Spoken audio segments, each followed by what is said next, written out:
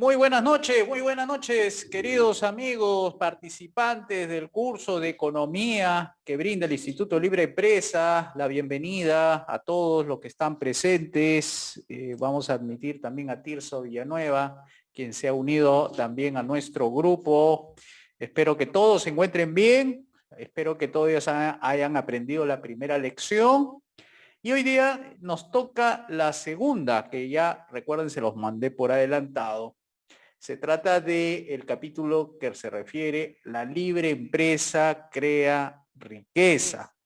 Hoy día vamos a desarrollar este tópico, vamos a proyectar el documento para que puedan tenerlo también grabado, ¿no? Porque ustedes saben que esta grabación queda ahí en sus archivos en los minutos que toca por hacer Zoom. Zoom tiene sus tiempos también para procesar, para renderizar este video. Voy a proyectar entonces a continuación el documento que les alcancé para ir haciendo el análisis y después que haga unos 40 minutos de exposición de estos puntos que he escrito, entramos en la conversación. Bien, a ver si todos están viendo en pantalla, deberíamos estar haciendo el seguimiento. El tema, como repito, la libre empresa crea riqueza. Vamos entonces al primer párrafo. Sobre esto le hemos escrito lo siguiente. Todo ser humano tiene como función natural crear o ayudar a crear riqueza. Es decir, hay dos, o tú lo haces o ayudas a que otro lo haga. Y esto es lo que en organización económica se llama empresa.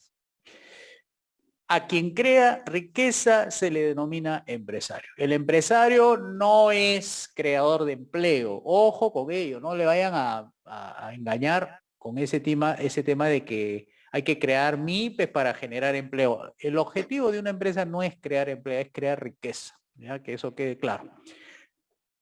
Tercer lugar, el empresario mejora el estándar de vida de la gente a través de la creación de riqueza. Es decir, su cometido no es otra cosa que poner en el mercado cosas, servicios de valor que le mejoren la vida a otros.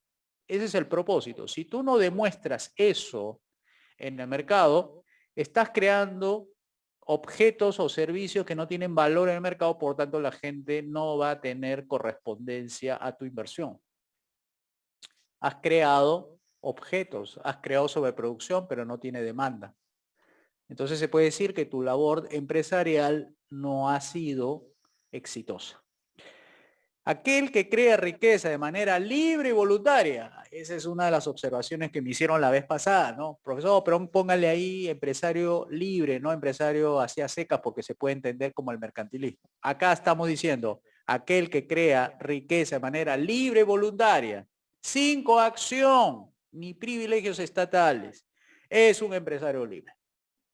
¿Correcto? Ahí estamos haciendo ya, parando el parche, ahí poniendo el parche donde se debe. Y quien crea, y de hecho existe hasta ahora, con leyes, o sea, riqueza, con leyes privilegiantes, subsidios, exoneraciones de impuestos, es un empresario mercantilista. ¿Qué les parece el primer párrafo? ¿Ahí tienen alguna pregunta sobre ese párrafo en particular?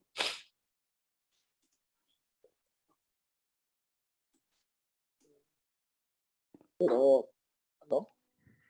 A ver, Tirso, a ver, más fuerte, por favor, pégate al micrófono para que se te escuche claro, ¿ya? Buenas noches a todos, buenas noches, profesor José Luis. Disculpa Sí, por la ¿cómo estás, molestia. Tirso? A ver, fuerte, fuerte, que no se te escuche bien. Bueno, no, decía que si no lo puede calificar mercantilista, pero no tanto porque lo quisiera, sino muchas veces por las leyes que, como se le dice, estas reglamentaciones que pone el Estado o el gobierno, ¿no? No necesariamente porque él lo quiere, ¿no? Ah, ya, ok, ya, te entiendo por dónde vas. Lo que estamos diciendo es que el empresario que crea, que se aprovecha, o sea, que busque, ¿no? Tal vez sea la palabra, ¿no? Más buscar, ¿no? Buscar. Porque de hecho, si tú aplicas subsidios, o sea, si tú agarras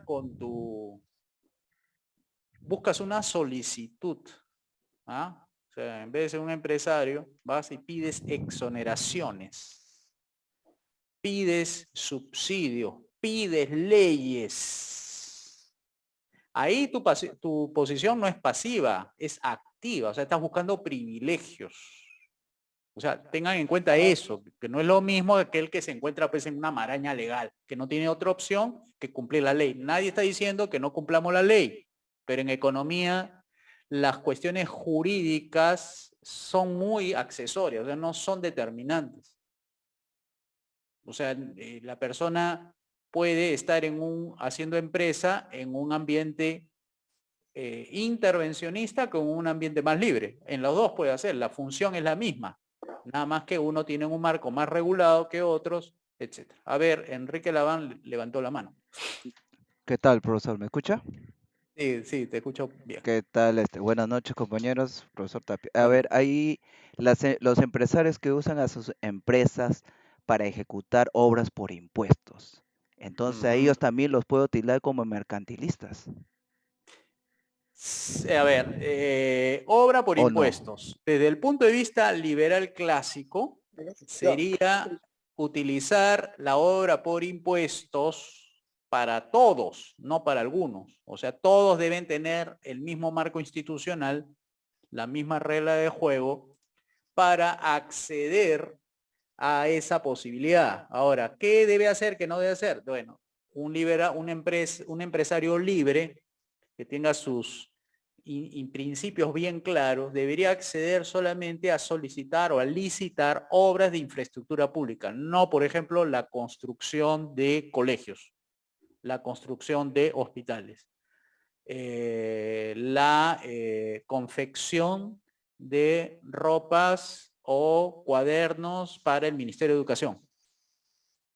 O sea, uno debería pedir para mejorar la vereda, mejorar ese tipo de infraestructura, pero no con los que son, o sea, no con las funciones que están fuera de las tres funciones que hemos venido diciendo, ¿no? Justicia, seguridad y obras públicas, porque si tú estás tomando licitaciones que se salen de ese marco, entonces ahí tú conscientemente digo, porque si eres liberal, te das cuenta y quieres entrar a un negocio, está bien, entra, nadie te está diciendo que no entres, pero no lo hagas en el aspecto de las funciones que se escapan de esas tres.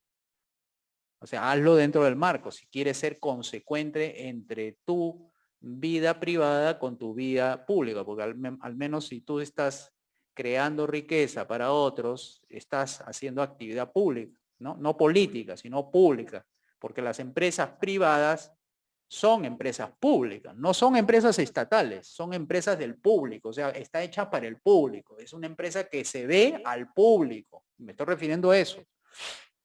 Entonces tienes que ser consecuente entre tus ideas y tus actos, ¿no? Entonces, ok, licita, pero en las funciones de justicia, seguridad y obras públicas.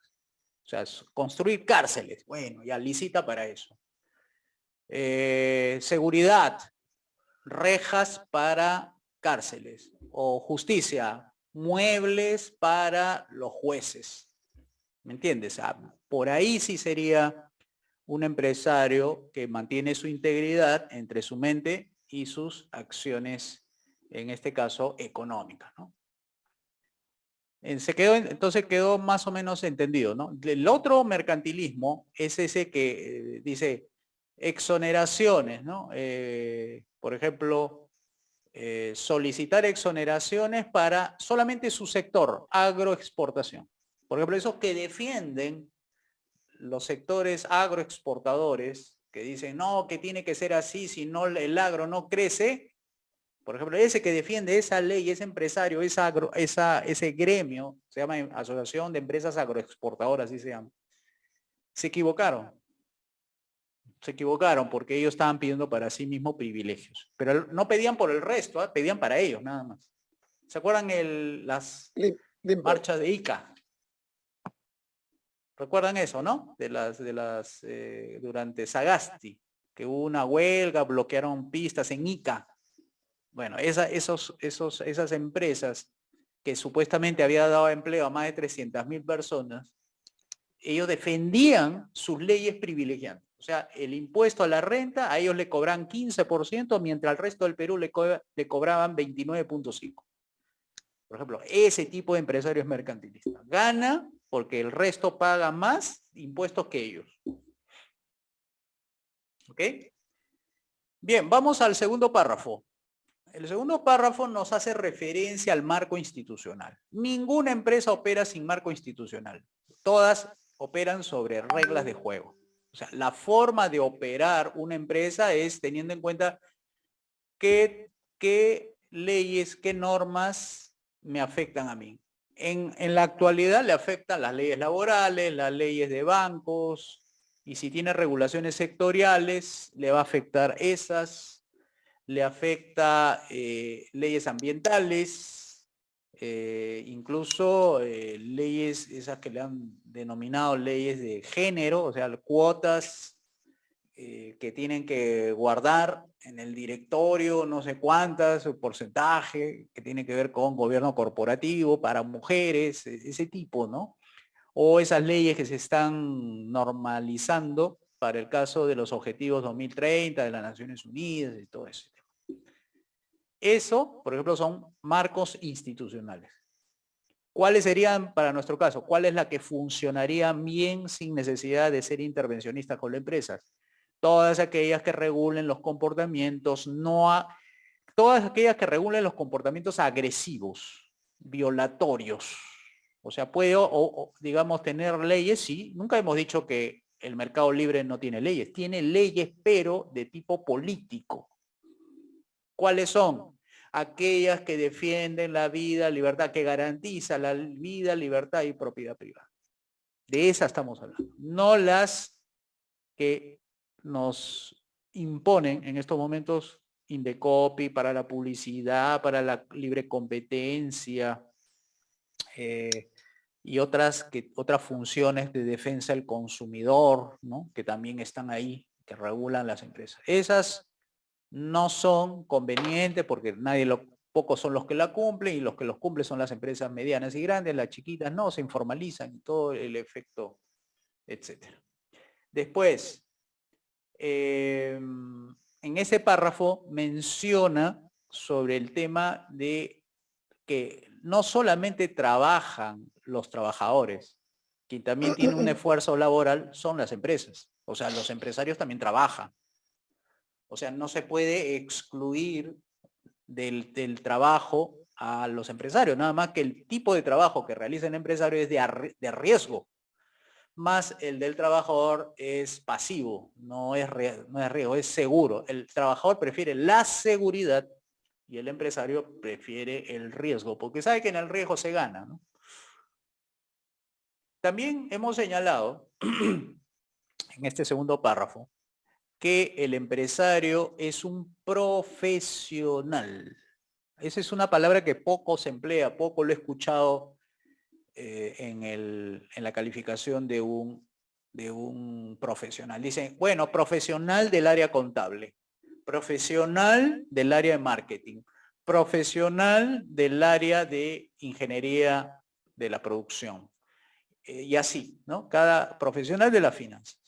Y el que consigue los clientes, el que hace la empresa, el que la crea, el que la funda, el que descubre la oportunidad, el que arriesga, ¿no es acaso un profesional? ¿No es acaso alguien que tiene las capacidades y cualidades de manera ordenada, sistemática y planificada de sus actividades? Claro que hay formalizaciones. Por ejemplo, ustedes se van a ESAN y le dan por esa actividad que no es empresarial, esta es administrativa, que es el MBA, el Master of Business Administration, o sea, el máster en administración de negocios, o sea, ninguna universidad te da un máster de empresario, o sea, nadie te da la calificación de máster de empresario. Hay máster en empresarialidad, en empresariazgo.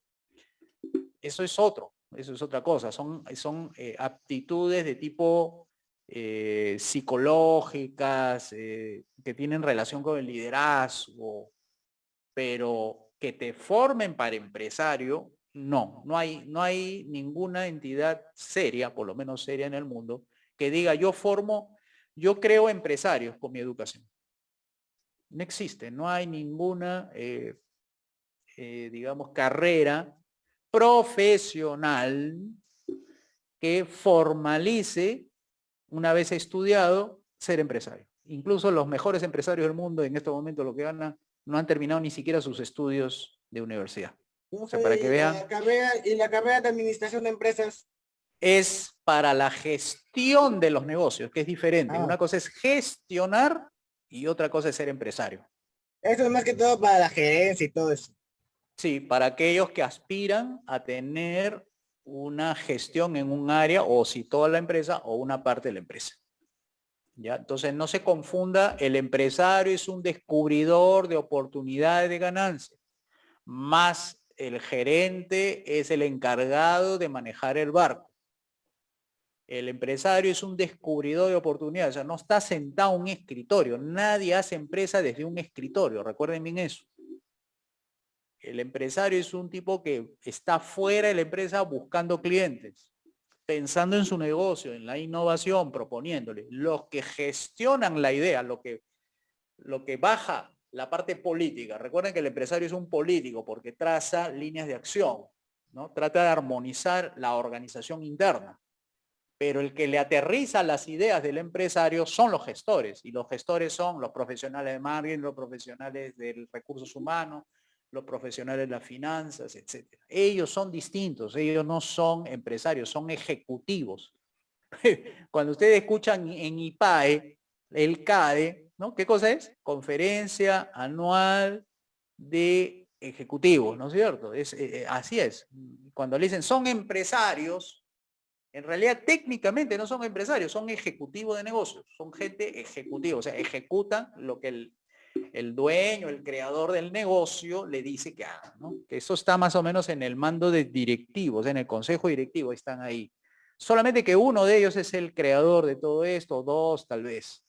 Pero todo el directorio, ¿qué son? Representantes de los inversionistas, o sea, los que han puesto el capital, ¿no? Pero el creador del negocio a veces tiene la idea, pero no tiene el capital. Y a veces tiene que ir a vender la idea a quienes tienen el capital. Y el que tiene el capital, obviamente, busca ganar. Y por eso pone su cuota de responsabilidad a través de su capital. Ok, entonces el empresario libre es un profesional de la riqueza, ¿ya? Para llegar a esa magnitud de crear una empresa es un profesional, no lo va a obtener con títulos ni con nada, sino con el quehacer, el learning by doing, o sea, el aprendizaje haciendo.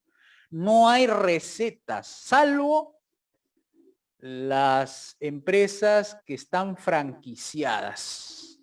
Las franquicias son empresas homologadas, o sea, que ya tienen una especie de manual sobre cómo hacer empresa.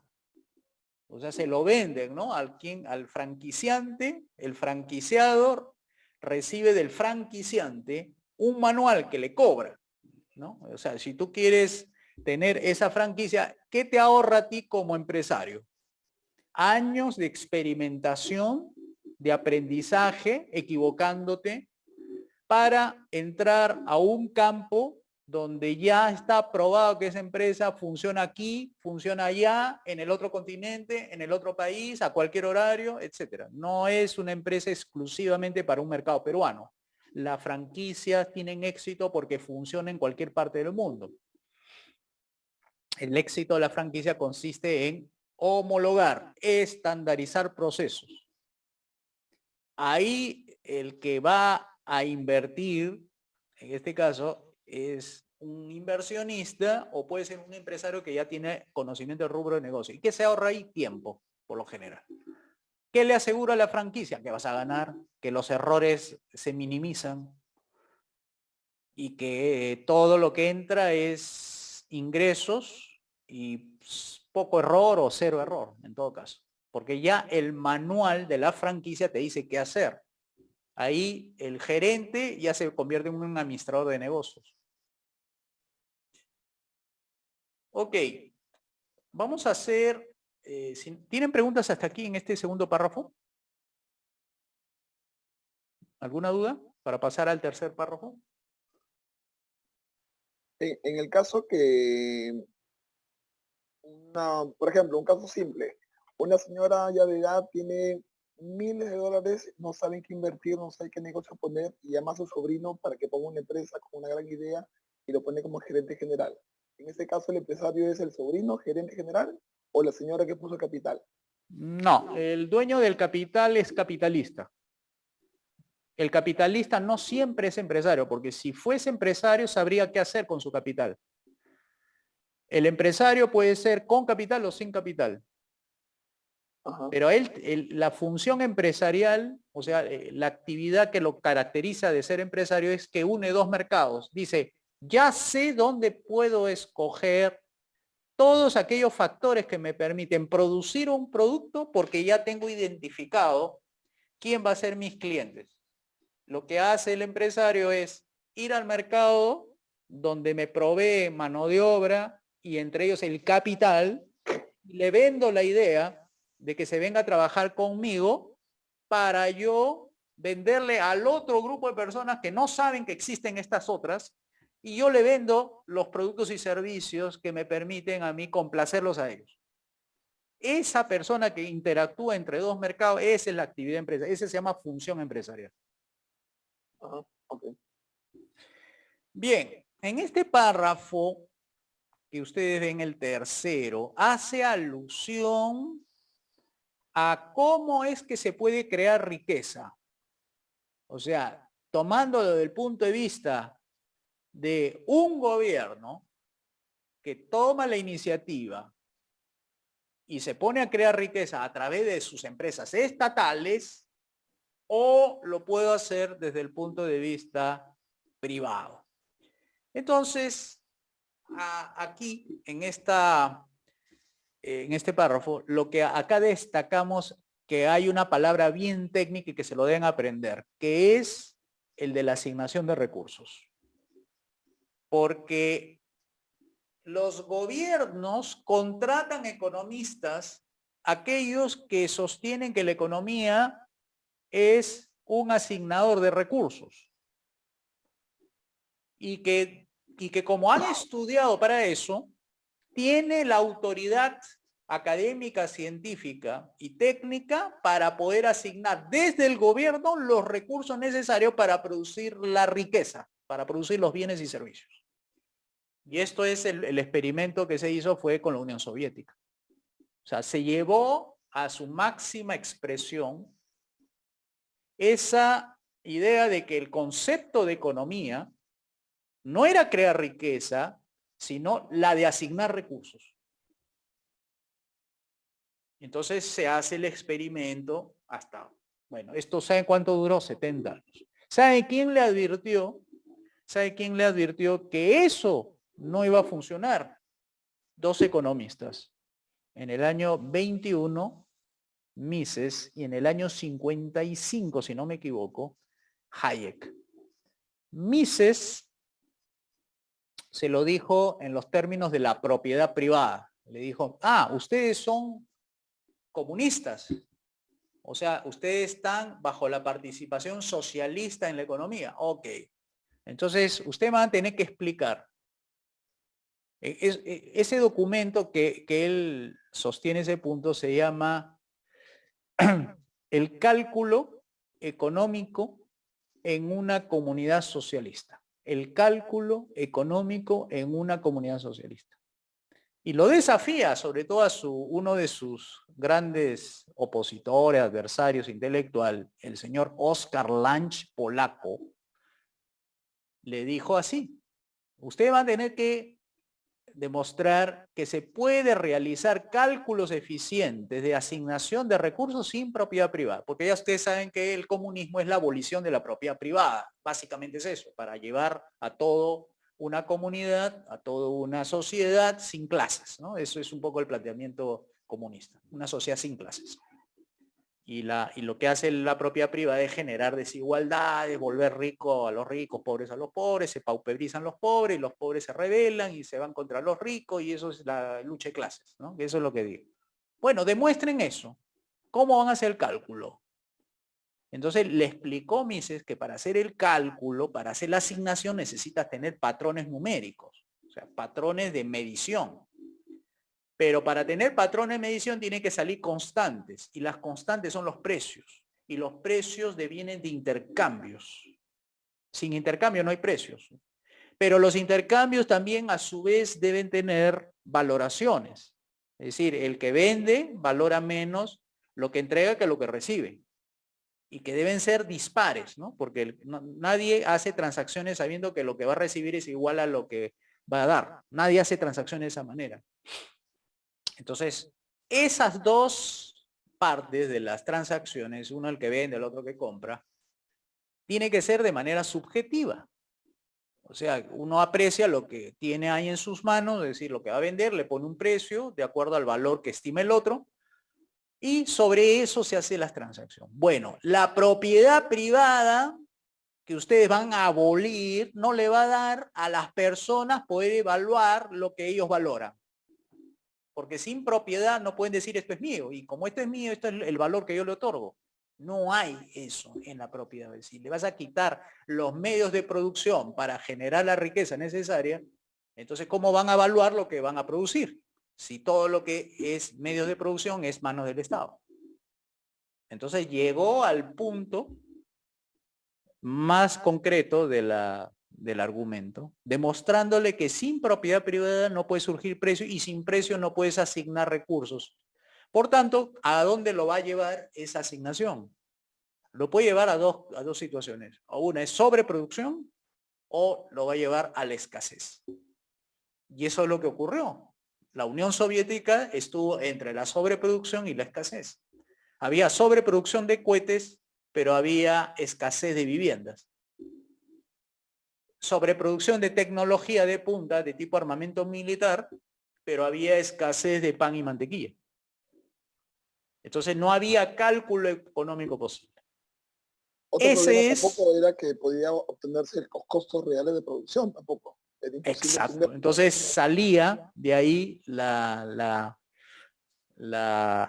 ejemplo de Mises, creo que le dice, ok, si ustedes asumen que todo va a ser técnico y que ustedes se van a agarrar digamos, de precios del mundo capitalista para hacer sus cálculos económicos, pueden llegar a estos temas. Le dice, ok, usted dice desde el punto de vista técnico, ok, a ver, el puente. El puente se fabrica ¿de qué material en estos momentos, en el mundo capitalista? Ah, de hierro, o de fierro, o de acero. Bueno, ustedes sin precios y siendo puramente técnicos, porque creían que era un tema computacional nada más, van a descubrir que el oro es el metal técnicamente superior de resistencia de materiales. Y como tal, va a durar un montón de años. Pero no van a poder cubrir toda su escasez de puentes, porque van a necesitar puentes para construir, para elaborar, para diseñar, y la cantidad de vías necesarias para el puente son mayores a la cantidad de recursos que van a disponer, porque el oro es un metal escaso. Sin precios no le va a alcanzar el oro para la cantidad de puentes que necesitan. Entonces, ese tipo de cosas se lo adelantó, ¿no? Eso fue el caso de Mises. Bueno, el caso de Hayek, ¿qué propuso? Dijo, un gobierno para hacer asignación de recursos necesita información concentrada. O sea, tener en la carpeta del que va a ser la dirección económica toda la información necesaria del mercado para asignar recursos. O sea, como es un tema computacional, porque de eso dicen ellos, los ministerios le van a proveer la información estadística para hacer la labor computacional de planificación centralizada de la economía. Entonces, ahí viene Hayek y le dice, ¿cómo piensan ustedes elaborar planes quinquenales, planes de 10 años, de canales, etcétera? Si la información dentro de 5 o 10 años necesaria para poder tener tu computación completa no se ha creado aún. O sea, piensan los planificadores de la economía que teniendo la información del presente es suficiente para la información del futuro. Y entonces le dice, ustedes están equivocados, porque la información necesaria del futuro es una información que ni el mismo consumidor, que es el que finalmente se debe beneficiar de esta planificación, sabe lo que va a comprar mañana. O sea, información del mañana aún no está creada y ustedes necesitan esa información del mañana, no del presente, porque el presente ya fue historia, le dice, ya pasó un segundo, ya es historia. Y los comportamientos humanos no son constantes, son variables. Y como ustedes van a hacer planes con información de constantes, entre el mundo del mercado, que es variable, y el mundo planificador, que es constantes, hay una disparidad. Entonces, de nuevo, no se puede hacer cálculo económico, no se puede hacer planificación con información aún no creada. Esa es la de Hayek, esa es la de la información desconcentrada que no se puede concentrar, porque la información que se requiere del mercado es una información que no es posible formalizar. Por ejemplo, el hambre, el gusto, la variedad no tiene forma de ponerlo en ecuaciones. ¿Cómo puedes decir tengo hambre y ponerle un número a tu hambre? La habilidad empresarial, ¿cómo la pones en número? Que son esencialmente, sustantivamente, son cualitativos. Entonces, esas dos referencias, para que vean, la escuela austríaca tiene mucha razón en eso, fue en el año 21, en el año 56, cuando la Unión Soviética está en pleno auge militar, en plena competencia con el sistema capitalista. Entonces, ya ustedes conocen un poco qué pasó en el año 89, colapsó en el año 92, ya no había Unión de República Socialista Soviética, y prácticamente pues todos los economistas que estuvieron ahí en el pedestal, ¿no? Porque así lo pusieron muchos en el pedestal, ¿no? A estos economistas, científicos, sociales, se cayeron de su pedestal. Entonces, ¿qué es lo que escribió Hayek al final, ¿no? De su vida, escribió un libro que se llama La arrogancia fatal, los errores del socialismo. Eso para que vean cómo esa tendencia del ser humano a ser arrogante, a decir yo lo sé todo, lo conozco todo y todo eso, se dio un golpe fuerte contra la realidad, especialmente la del mercado.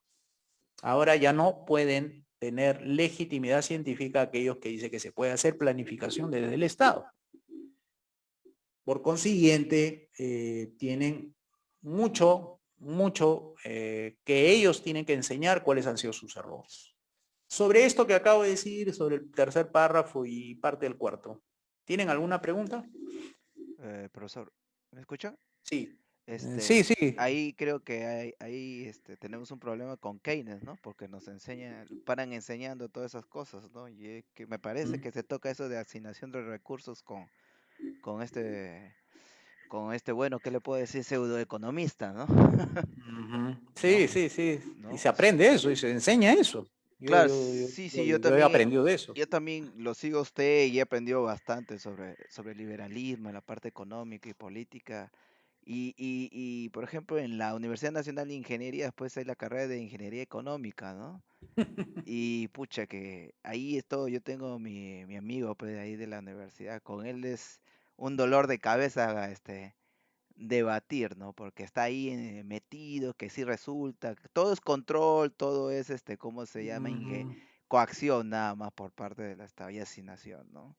Entonces, pucha, ujú. que es un poquito que yo, esa parte sí, nunca entenderé por qué en Latinoamérica, por qué estamos tan contaminados con Keynes, ¿no? Y no se enseña otra cosa, ¿no? O por lo menos no hay universidades que se dediquen solamente al tema del liberalismo, ¿no?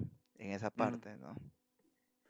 Mira, una parte de la explicación y la otra sería que ustedes averigüen o investiguen por qué han tenido tanta pegada. Bueno, una parte de la explicación es esta.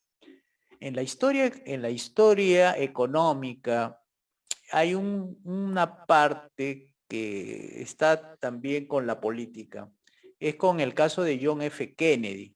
John F. Kennedy le propuso a la América Latina hacer una alianza, se llama Alianza para el Progreso. Y en la Alianza para el Progreso, John F. Kennedy les propuso a América Latina compartir espacios en lo económico, o sea, es una cooperación política y económica. Esto le estoy hablando porque, ya saben, John F. Kennedy es demócrata, ¿no? Es de la ala izquierda ahí. Pero el tema es que esta situación, ¿a dónde? O sea, ¿por qué vino? ¿Por qué se hizo esta alianza con Estados Unidos? ¿Y dónde viene? Y es que por el año 61, en realidad, después de la posguerra, con el tema de la reconstrucción del orden internacional que se había partido con la Segunda Guerra Mundial, entonces las Naciones Unidas, que antes se llamaba Sociedad de las Naciones, entre la guerra, en la Primera y Segunda Guerra Mundial, después en la Segunda Guerra Mundial se crea esta entidad.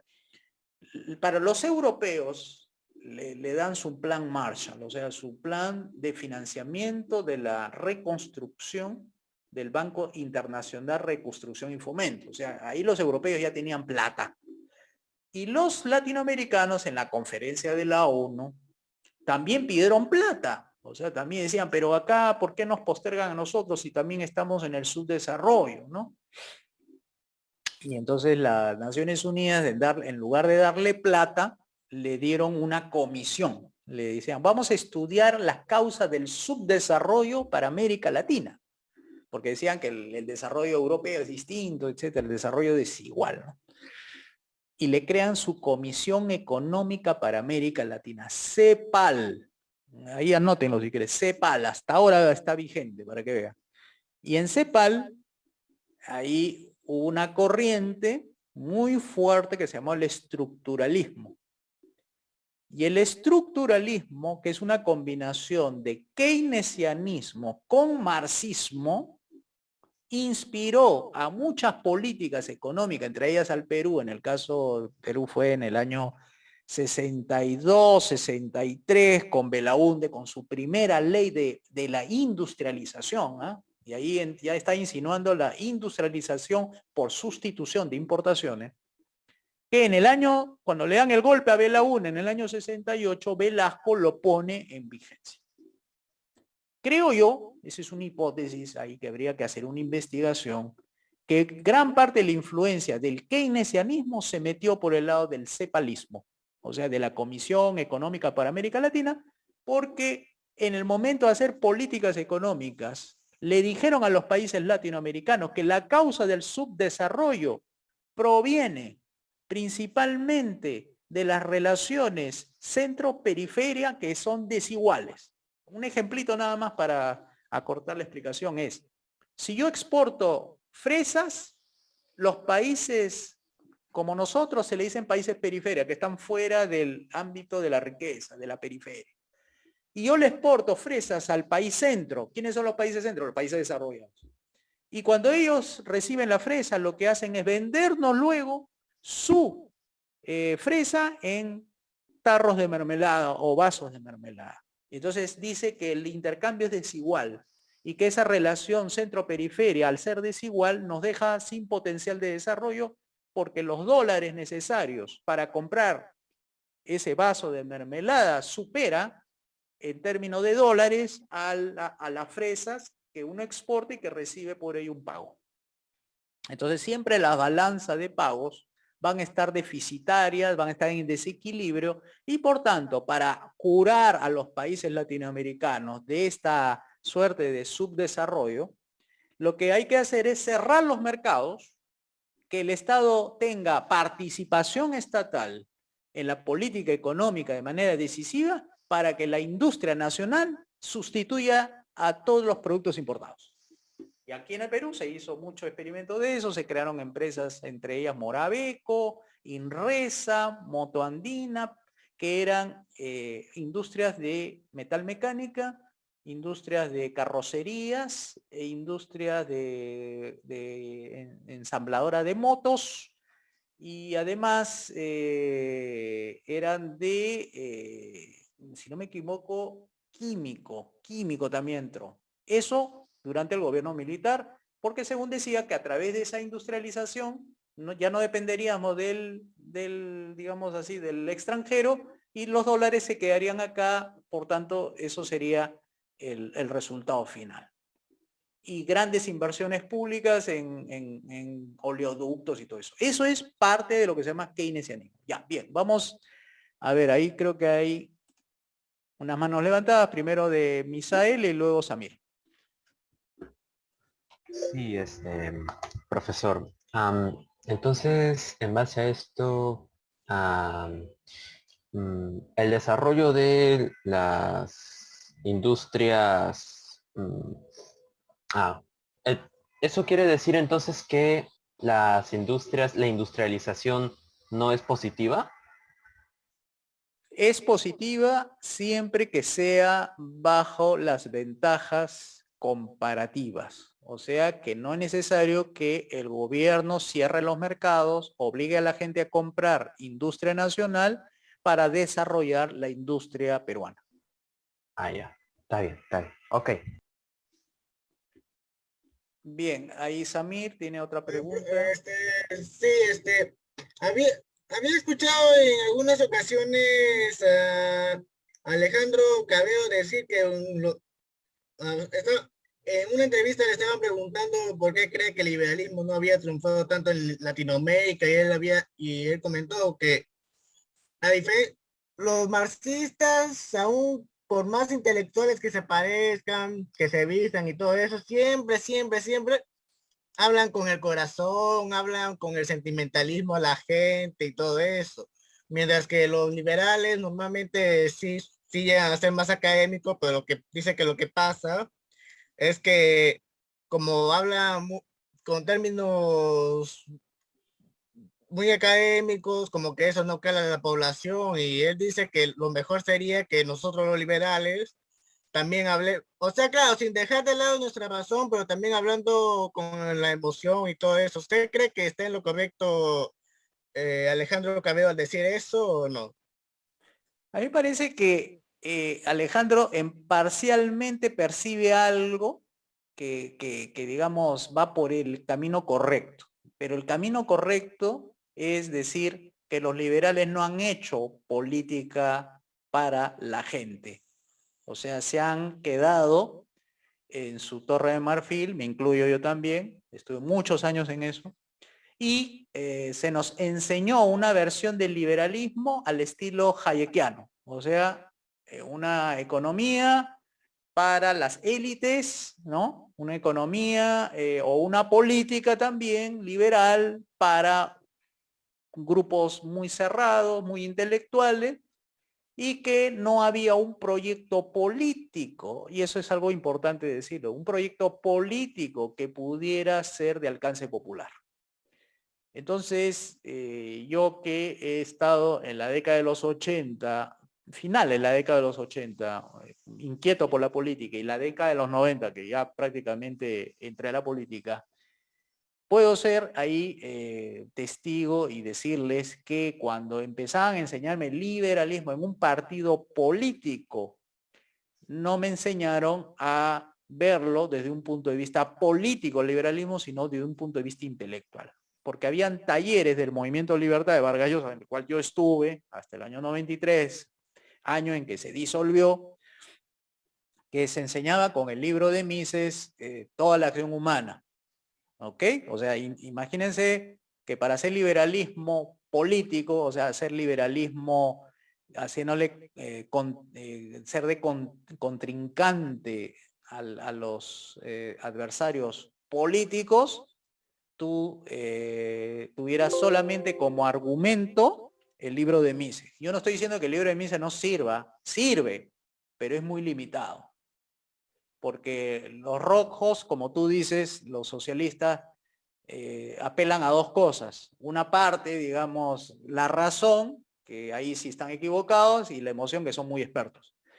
Y nosotros hablamos desde un punto de vista de la razón, y como no le encontramos elementos sustantivos para utilizar técnicas que sean retóricas, ¿no? Es decir, llegar al corazón de la gente, con buenas palabras, buenos textos o buen proyecto, entonces con solamente leerte el libro de Mises no es suficiente, ¿no? Tienes que leerte a también autores políticos para procesar y tener tu proyecto político que esté al alcance popular. Entonces no es suficiente escuela austriaca, como verán.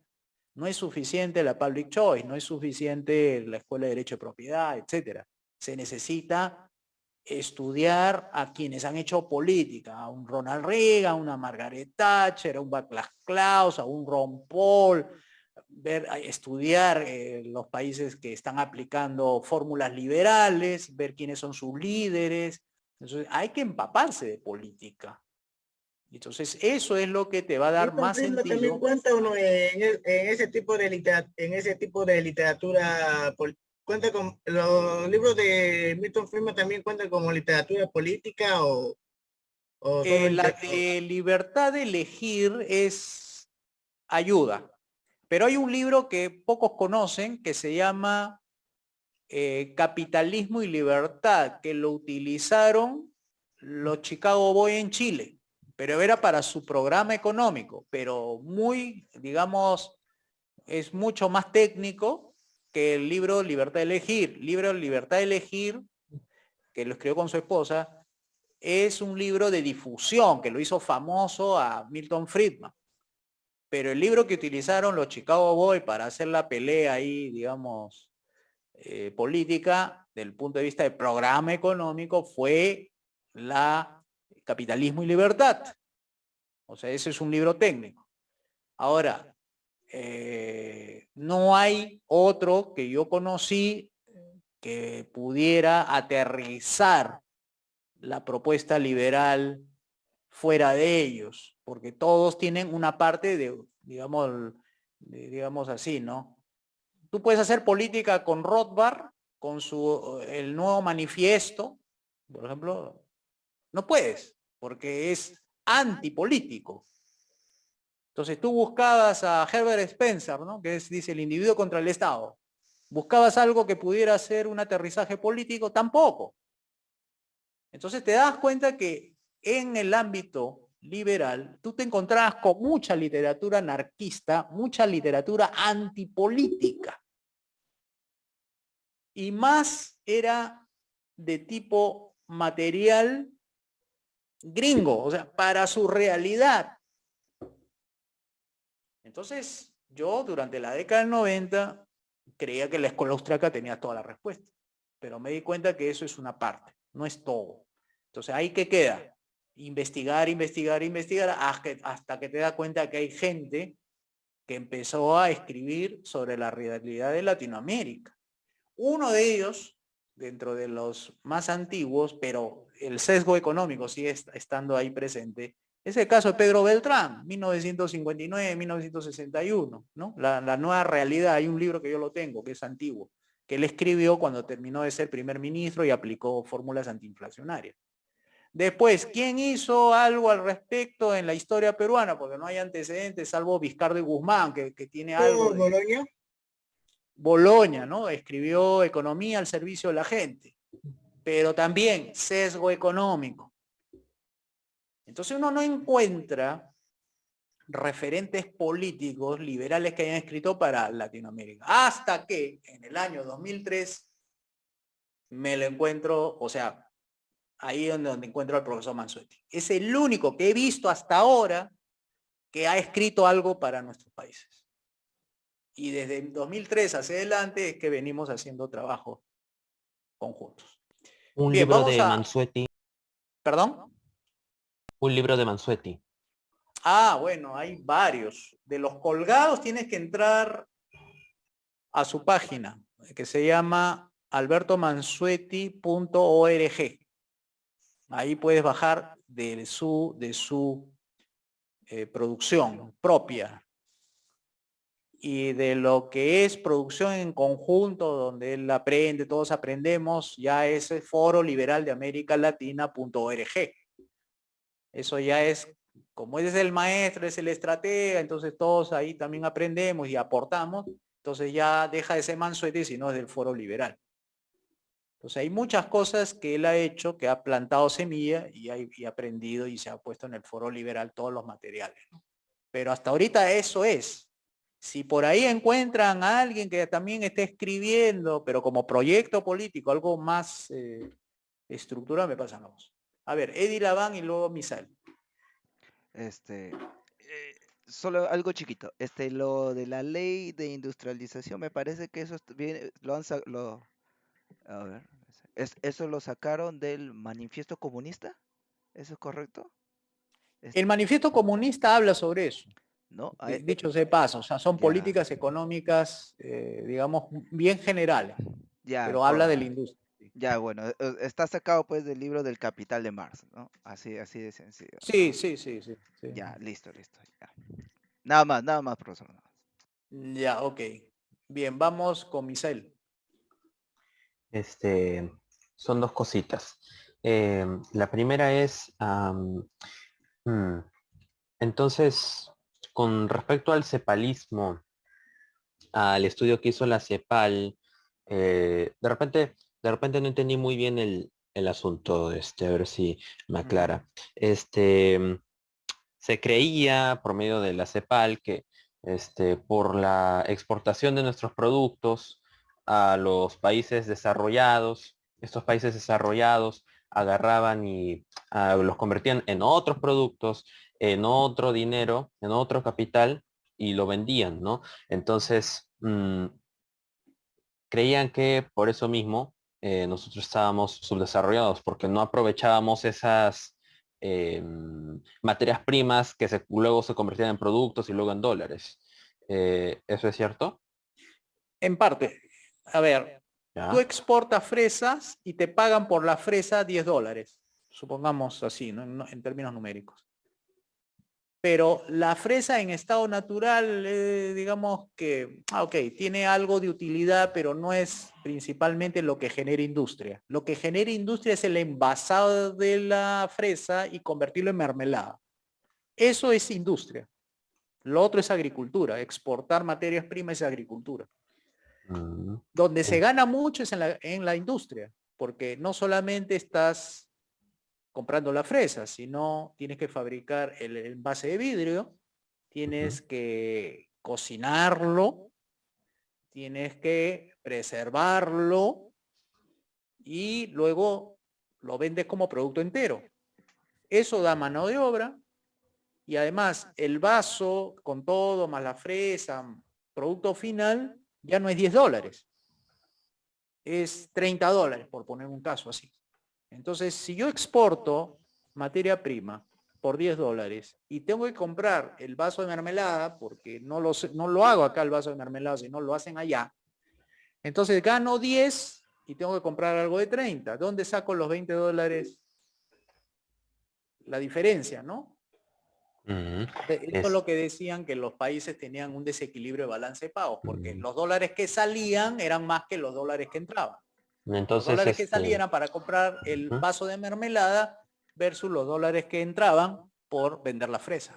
Entonces la CEPAL estaba en lo incorrecto, porque, o sea, En, el pero, incorrecto ujú, está en su, bueno, en parte en su diagnóstico, porque siempre da malas soluciones, pero principalmente su propuesta de industrializar por la fuerza, eso sí fue una gran equivocación. Y ahí activaron pues a los estados a que hicieran grandes inversiones, ¿no? Que es parte del discurso de los keynesianos, ¿no? Los keynesianos que proponen, que dice como tienen ciclos económicos de subida y de bajada, la economía, lo que tiene que hacer los estados es gastar en el momento en que empiece a entrar en un periodo de ciclos de bajada, porque la inversión pública es multiplicadora. Leí ayer el Banco Central, el presidente del Banco Central dijo que la inversión pública multiplicaba multiplicaba la economía como o sea, multiplicaba el dinero invertido en gasto público 1.5 veces. O sea, quiere mm, decir que si invertía uno en gasto público, por ejemplo, en construcción de carreteras, generaba economía por 1.5. Ese es el keynesianismo típico, ¿no? Que el dinero que toma el gobierno para invertirlo en obras, en gasto de educación, salud, etcétera, es multiplicador. Eso se llama el multiplicador keynesiano. Un libro que te señala los errores del keynesianismo es la de Henry Hazlitt. Henry Hazlitt. Henry Hazlitt tiene un libro que se llama La Nueva Economía, La Nueva Ciencia Económica, algo así se llama. Henry Hazlitt. ¿Y por qué la CEPAL se equivocó en su planteamiento? Se supone era algo Buena así pregunta. serio de Estados Unidos, Claro, de pues. Kennedy. ¿Por qué se equivocó la CEPAL? Porque la CEPAL tomó los paradigmas neoclásicos para hacer de eso una deducción lógica. ¿Y cuál era el paradigma neoclásico? Que los mercados son estáticos. ¿Qué es un mercado estático? Por ejemplo, tú tomas dentro de tu supuesto que la economía, supongamos, la gente consume el 90% de sus ingresos, ¿no? O sea, todo tu dinero, 90% se te va en consumo, consumo, consumo, y el 10% es para ahorro. Eso es una suposición del modelo neoclásico, es decir, la gente propende más a gastar en bienes y servicios que a ahorrar y luego invertir. Eso no es así. Los mercados son cambiantes, Sí. es decir, son dinámicos. Y en cambio, el método neoclásico es un método estático. Es decir, las personas se comportan como el homo economicus, ¿no? Que ellos señalan, ¿no?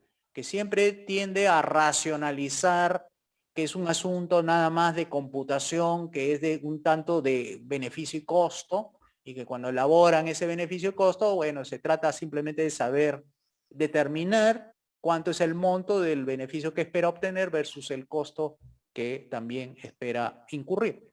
¿Cómo se llama el libro de Henry Hazlitt? Se llama La Nueva Ciencia Económica. Es bien antigua, ojo, Henry Hazlitt escribió por los años 70 ese libro. Henry Hazlitt, La Nueva Ciencia Económica. Y una cosa más, una observación, sino que decían que hay que darle más estos, ¿cómo se llaman? Cepalistas, hay que darle más importancia a la industria nacional, dicen. Sí, sí. En este caso, pues, de repente me equivoco. Sí.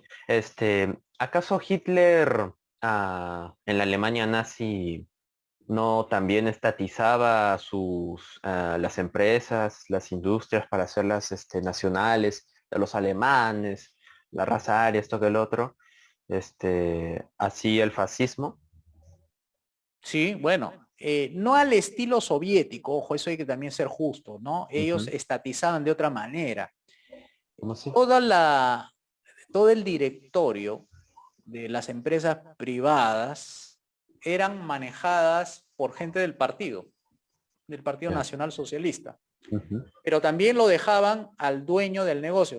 Pero el socialismo alemán lo que hacía era el gobierno no se quedaba con las máquinas y equipos, le dejaban que el empresario manejase su fábrica, pero las utilidades no eran distribuidas para el empresario, sino eran distribuidas para el gobierno. O sea, el 100% de las ganancias, una parte iba para el gobierno y otra se la queda al empresario. O sea, no tenía libertad, digamos, de poder hacer de sus utilidades lo que pudiese haber hecho en un mercado libre.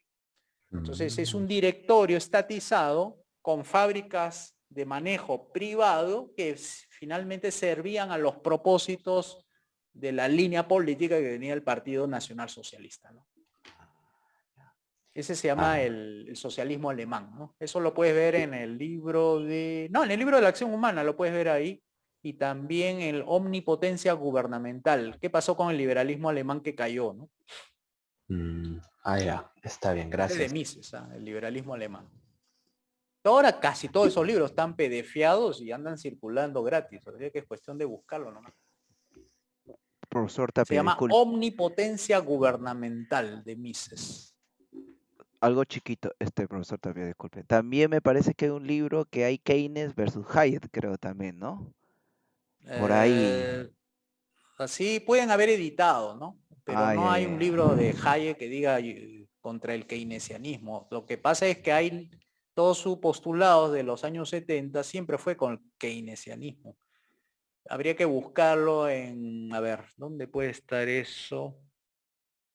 En la librería Unión Editorial, unioneditorial.es de España, ES, ahí vas a poder encontrar todos los libros de Hayek que puedes comprarlo en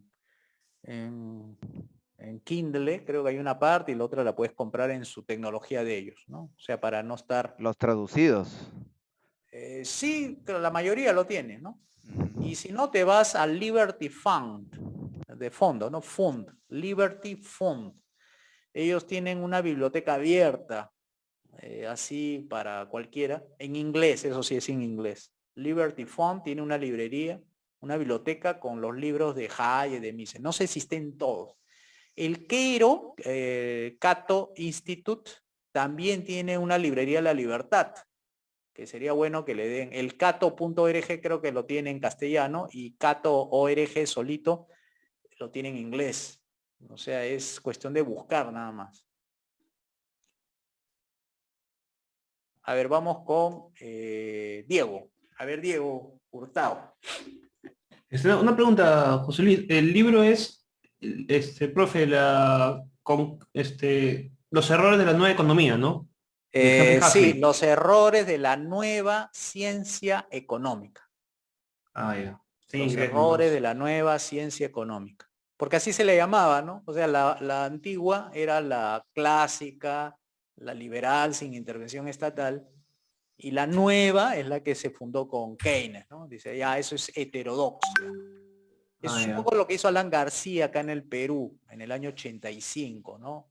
Contrató a un argentino que se llama Daniel Carboneto y le hizo el programa de ajuste con congelamiento de los precios, tipo de cambio, tasa de interés, con un banco central que no era independiente, y empezaron los subsidios y todo eso para bajar la inflación. Pero es un libro pequeño, ¿no? ¿Cuál? Los errores de la nueva economía, o es un libro... ¿A qué te refieres pequeño? ¿Número de páginas cuántas me Sí. dice? No, ¿200? no he encontrado, es que no encuentro el libro, encuentro un video, Yo lo tengo por ahí, es una fotocopia, por ahí lo debo tener. Ah, ya. Sí, cuestión que me hagan recordar nomás. Si lo busco, pues puede estar ahí refundido. Ahí.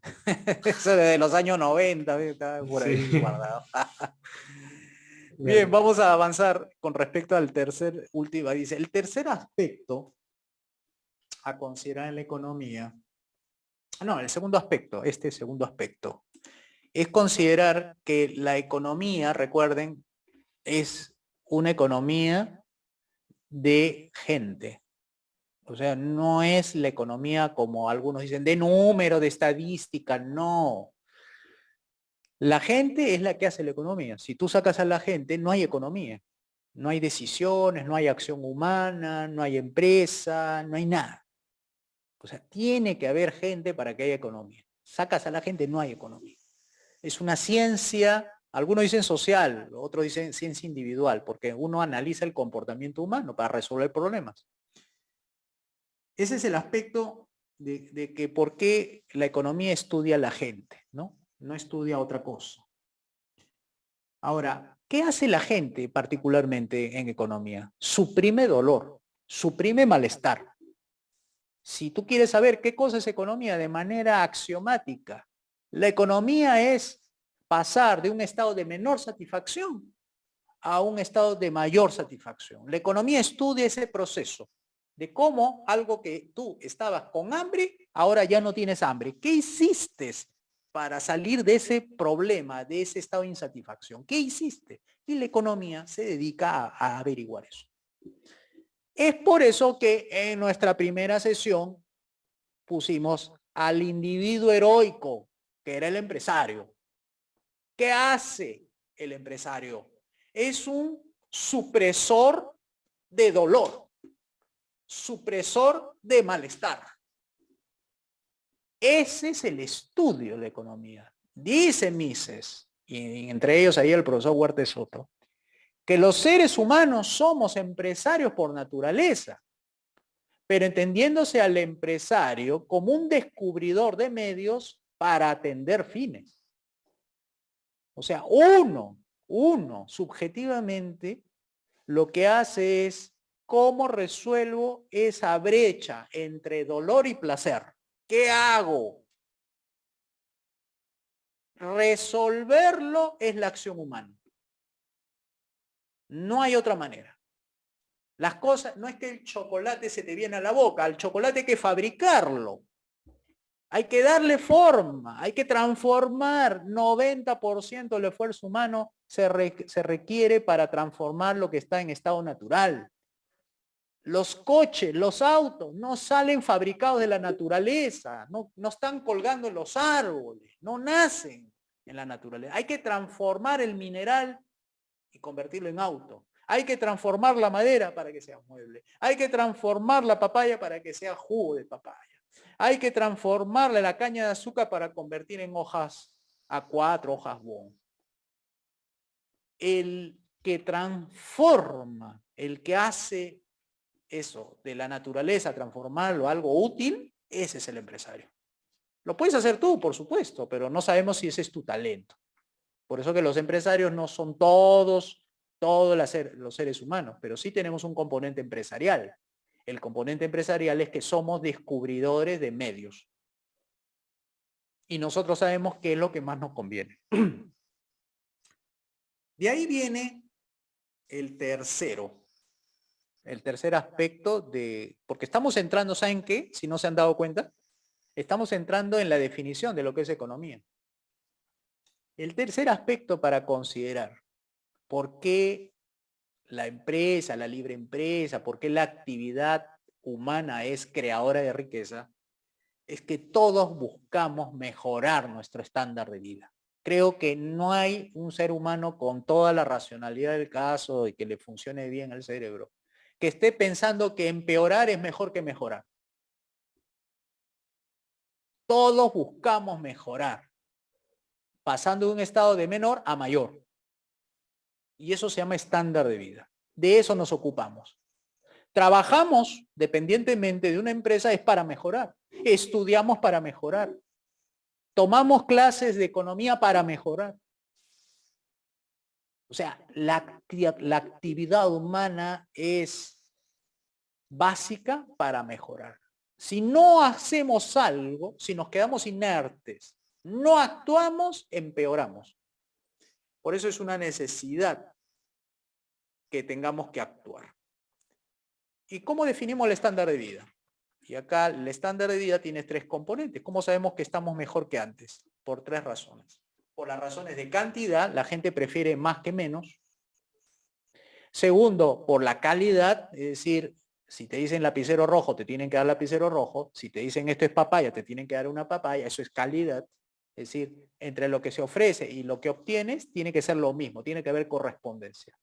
Y la variedad significa de que no vas a siempre tomar toda tu vida, el mismo sabor de leche, o vas a usar la misma camisa blanca, o vas a estudiar el mismo curso siempre.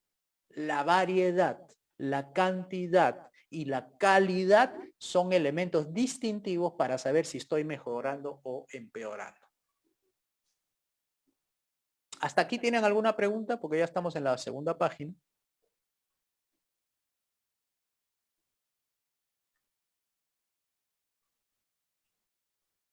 A ver, Samir. Sí, quería preguntarle con respecto al libro, uno de los libros de Karl Menger, que sería El protestantismo y el espíritu del capitalismo, y quería preguntarle si ese libro llega a ser de contenido político también, o es meramente una explicación acerca de cómo una de las religiones predominantes llega, o sea, ¿es un libro político o es un libro que solo relata cómo una de las religiones predominantes del mundo, con su ética y sus valores, llegó a hacer florecer el capitalismo? Ah, te refieres al libro de Tocqueville. No lo había escrito más. Tú dijiste Menger. Karl Menger. Kahn Menger. No, Kahn Menger es economista. Él escribió un libro, el más famoso, se llama Principios de Economía Política. Él es el que dio inicio a la escuela austriaca. Pero tú estás hablando de Max Weber, de repente. Ah, sí, Max Weber. Ahí está. Max Weber. Bueno. Ok. Bueno, lo que pasa es que el libro de Max Weber es un libro sociológico. O sea, hace un análisis sociológico. Si tú quieres ver algo más político, Mises tiene un libro a propósito que se llama así, Socialismo, Análisis Sociológico y Económico. Y ahí vas a encontrar en uno de los capítulos, creo que no sé si es el 4, que habla del matrimonio. O sea, y él ya estaba leyendo a los clásicos marxistas y él se pronunciaba sobre el feminismo. Léanlo, ¿ah? Y él concluye en ese libro, el socialismo, que socialismo es equivalente a destruccionismo. Así se le conoce sociológicamente del libro. Destruccionismo. El socialismo es destrucción. Es un prolífico autor. O sea, Mises tiene un libro que se llama Liberalismo y Capitalismo también. O sea, tiene Mises varias cosas, ¿no? Pero siempre, nunca se queden con un solo autor. Siempre traten de leer diferentes autores para que le dé diferentes perspectivas. Locke, por ejemplo, John Locke, tiene un libro que se llama Ensayo sobre el gobierno civil, que es, digamos así, como el libro fuente, el libro que empieza el liberalismo político. Tienes a Montesquieu también. O sea, el liberalismo tiene un montón de libros. O sea, los libros son buenos, no digo que no deban leerlo, ¿no? Sino que no vayan a pensar que hay un liberalismo, un libro liberal que concentra todo, ¿no? No, siempre tienen que leer porque hay versiones de los autores sobre un mismo tema. Y eso se va uno descubriendo cuál es la más útil para ti y todo eso. ¿Cuál es el libro que se comparaba el liberalismo con el feminismo? Ese se llama Socialismo, un análisis sociológico y económico de Ludwig von Mises. Ya, ok. Socialismo, así se llama el título general, ¿no? Ok. Después, para que vayan en el último aspecto de lo que es economía, ¿qué es riqueza finalmente? Estamos hablando de riqueza, ¿no? Bueno, riqueza son todos los bienes y servicios. Todos. ¿Y qué cosa hace la riqueza? Mejora el estándar de vida. ¿La riqueza está dada o hay que crearla? No, hay que crearla. ¿Y cuáles son los elementos que nos ayudan a crear? ¿Cuáles son los factores que nos ayudan a crear? Son cuatro. Recurso natural, la mano de obra, el capital y el talento empresarial. Esos 4 elementos hay que combinarlos, porque de ahí salen los productos y servicios. ¿Dinero es riqueza? No. Dinero es un medio de intercambio. Nos equivocamos cuando decimos, tengo mucho dinero, soy rico. No. Mientras ese dinero no se convierte en bienes y servicios, podrás tener mucho dinero y podrás morirte de hambre. Porque eso que no es riqueza, si no es un medio de intercambio, te puede hacer pasar hambre por avaro. El dinero es un facilitador, nada más. Es decir, en lugar de hacer trueque, ¿qué hacemos con el dinero? Compramos.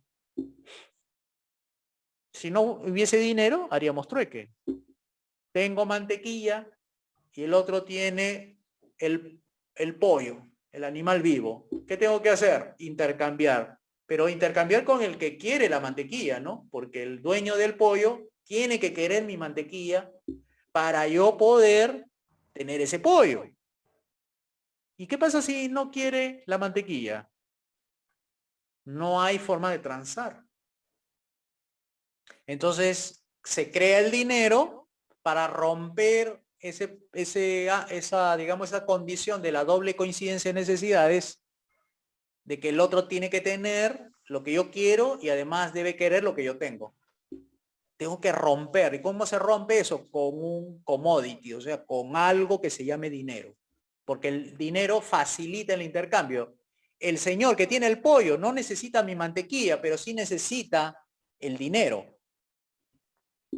Igualmente, yo tengo mantequilla, pero no quiere la mantequilla este señor. Entonces, dame el dinero, te vendo acá la mantequilla y con ese dinero le compro a él el pollo. O sea, el dinero es algo que todos están de acuerdo en que sirve. Sirve para intercambiar. El dinero no se come. Uno no se viste de dinero. Uno compra bienes y servicios con el dinero. Por eso nosotros somos anti-BCR. Porque lo que hace el BCR es, si tú tienes tu dinero, pasa un día, 2 días y lo empieza a devaluar el BCR. Ya no compra lo mismo. Me ha quitado mi poder de compra. Porque él es el monopolista. El BCR es un monopolista del dinero. Él es el que crea el dinero. Bien. Hasta en el tema del dinero, en el tema de la riqueza, ¿está claro entonces sobre el tema de qué es riqueza? Quería hacer una observación. Es por eso pues que el dinero no es riqueza porque no es sin si este dinero no se utiliza para hacer el intercambio entre productos y servicios, entonces uno permanece pobre porque asimismo a veces hay, no sé en qué casos, a veces hay gobiernos o instituciones de justicia que congelan las cuentas de ciertas empresas o de ciertas personas a manera de penalizaciones, ¿no? Entonces prácticamente lo que hace es pues convertir a esta persona o a esta empresa en pobre, ¿no? Porque ya no tiene la capacidad ahí de hacer ese intercambio de dinero y bueno, seguir haciendo de las suyas. Tal vez siga teniendo de repente, no sé, la tecnología, la maquinaria, pero no por mucho tiempo porque, bueno, todo tiene un tiempo de gasto y desgasto, ¿no? Y también, esto lo vi en una serie. De repente, Mm, ¿ha visto usted el juego del calamar, profesor? No. ¿De qué se trata? No he visto. Bueno, no seré muy preciso, de repente spoileo a alguien, pero de por sí consiste en que una serie de personas juegan un juego eh, y pues se tienen que matar entre sí. Es sanguinaria. Pero al final uno de estos personajes, el ganador, se queda con todo el dinero, digamos, son millones de dólares. Y pasan los años y él aparece pobre y le preguntan, ¿y tú por qué qué pasó con el dinero que tú tenías? Veo que tienes hambre, estás mendigando, y el otro dice, no, es que fue tan horrible lo que vivía allá adentro que ya no quiero gastar ese dinero porque es dinero sucio. Entonces, como él no le hace uso a ese dinero, en este caso es por culpa, en otros casos puede ser por avaricia, en otros casos puede ser por penalidad, entonces se mantiene pobre. ¿Por qué? Porque no adquiere esos productos y esos servicios que le hacen rico. Ujú. Bueno, entonces lo que es dinero no tiene las propiedades de satisfacción. O sea, por eso puse el caso. Tú no puedes alimentarte de dinero, porque si el dinero fuera riqueza, alimentaría. No tiene la propiedad de vestido. Tú no te puedes vestir con billetes. Porque si tuviera la propiedad de vestirte, te abrigaría y tal vez no necesites comprarte ropa de algodón, sino de billetes. Y así, ¿no? Alimentación, vestido, las casas no están hechas de dinero, están de ladrillo y cemento. no tiene el dinero propiedades para quitar el frío, el hambre, la seguridad y todo eso. Es un medio de intercambio. Simplemente es un medio de intercambio y punto, nada más, no sirve para otra cosa. Es un refugio de valor en todo caso. Pero, a ver, yo lo voy a exagerar un poco para que se entienda. Si todos acá en el Perú quisiéramos ser millonarios, ya lo fuimos alguna vez. Y eso no significa que estemos mejor.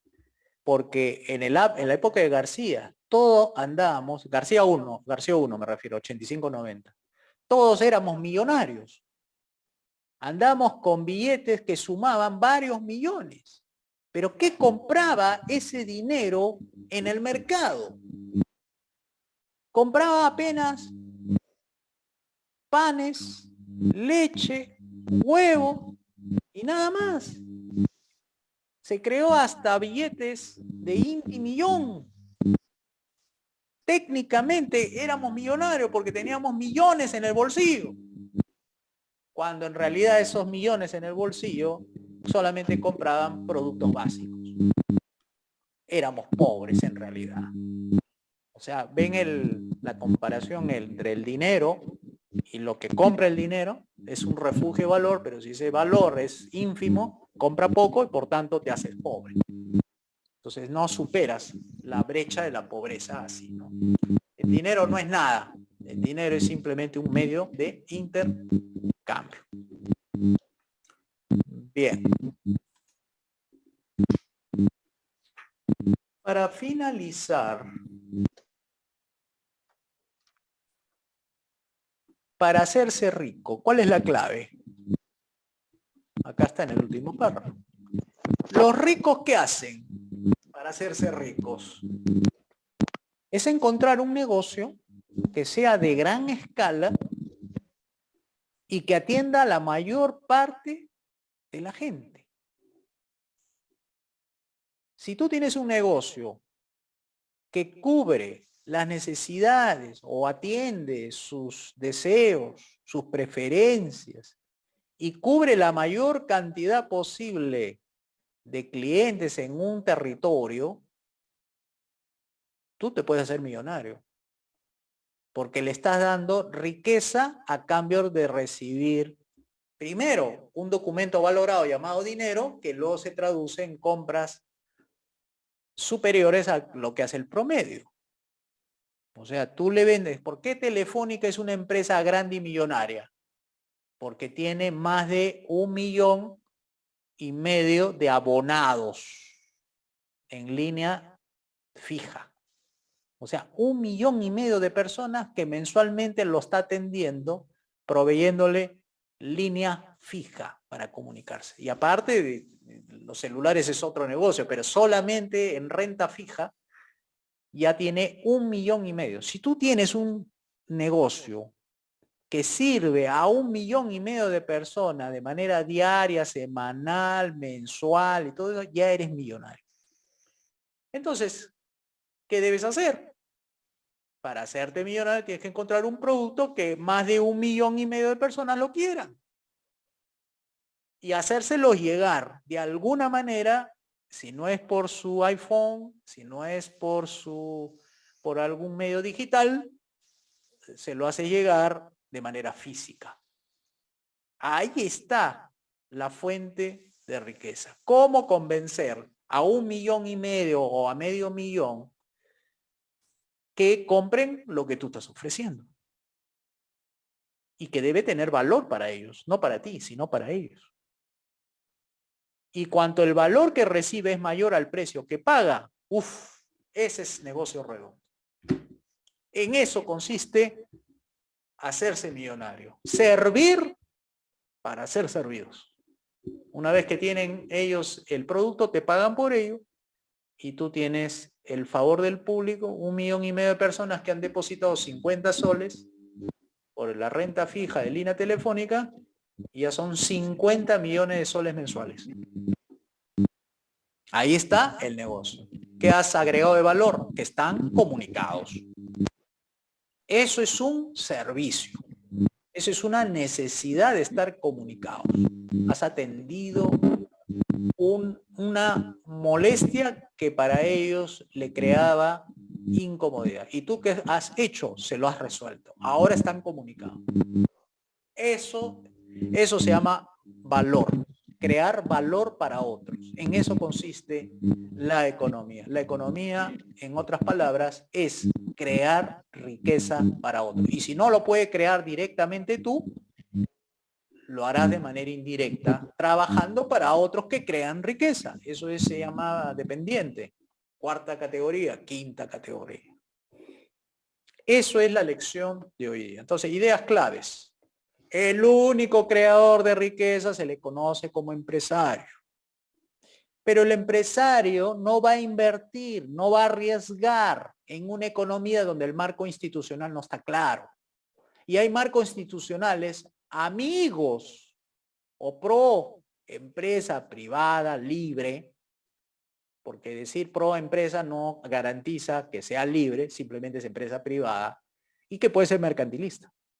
¿La puede hacer rica una empresa mercantilista? Claro, con leyes y privilegios, por supuesto que sí.